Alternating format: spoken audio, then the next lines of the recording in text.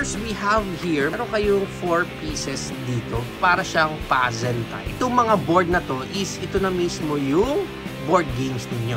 So ang gagawin lang natin is i-connect lang natin yung pinakabuo. Yan, and then here, and this one, and then this one. Yan.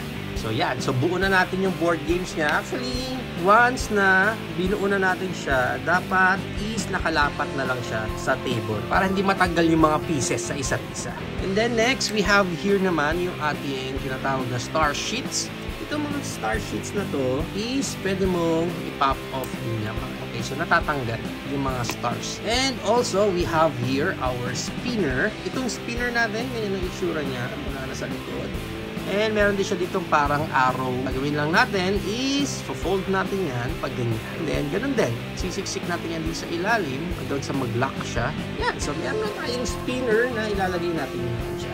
Next, we have here is yung 16 pieces na destination cards. Siyempre, iba't ibang destination. I-cut off natin sila. Don't worry kasi naka-pre-cut na siya. So, parang ipi-peel off mo na lang din siya. So, you don't have to use any scissors para lang matanggal itong mga cardboards na to. And next, we have here yung mga playing cards niyo. So, pag nakuha mo siya, isang buo pa siya na ganyan. And then, ang mangyayari dyan is naka-pre-cut na rin siya. So, parang ipi-peel off mo na lang din siya. Hatiin mo rin dito sa part na to. And then, yun naman ang ifo-fold mo para ito yung magiging balance ng mga players niyo. So, how we play this is i-ready mo lang yung mga players dyan. Baligtad pala. Dapat pala pag ganito tong board game natin. So, how we start the game is first, you will spin yung spinner, syempre. And then, may arrow dito kung saan natapat na number.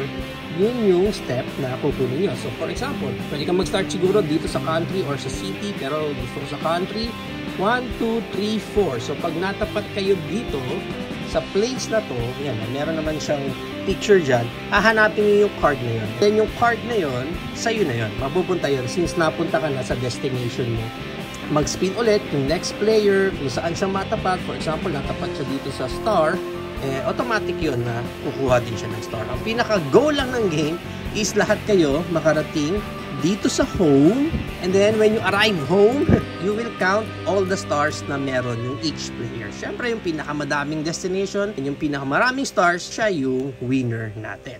Next, we have here the operation.